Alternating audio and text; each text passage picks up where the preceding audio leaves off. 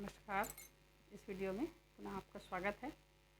और आज हम पढ़ते हैं भारत और श्रीलंका के बीच कच्चा तिब्बू विवाद, कच्चा तिब्बू द्वीप विवाद।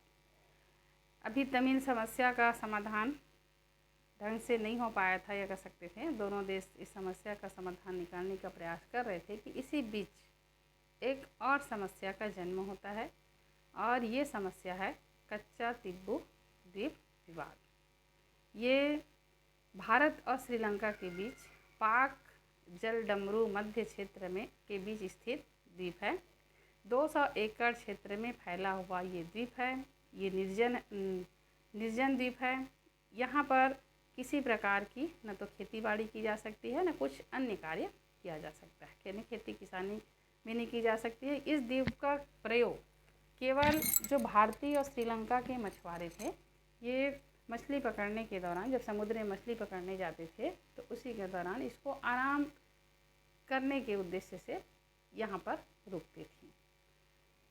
भारत ने इस द्वीप पर श्रीलंका को यह कहकर अधिकार दिया था कि श्रीलंका के मछुआरे भी इस द्वीप पर आकर विश्राम कर सकेंगे और भारत के मछुआरे भी इस द्वीप पर विश्राम करेंगे।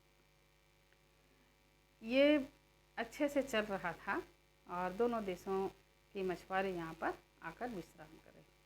समस्या उस समय खड़ी हुई जब 1949 में भारत सरकार ने इस क्षेत्र में अपनी नौसेना दल द्वारा समुद्री बमबारी का अभ्यास किए जाने की सूचना श्रीलंका को दी।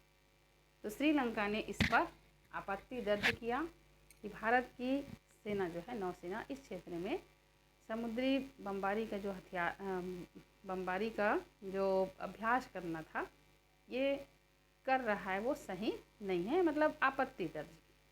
और इसी को लेकर दोनों देशों में वार्ता जारी रही।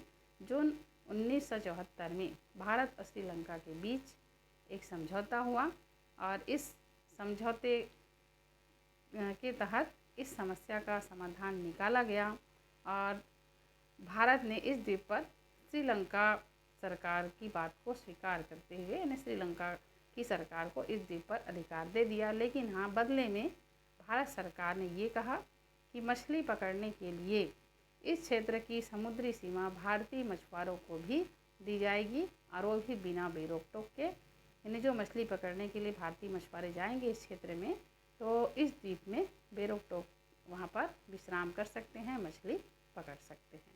और इस प्रकार से ये कच्चा तिब्बू द्वीप विवाद की समस्या का समाधान हुआ।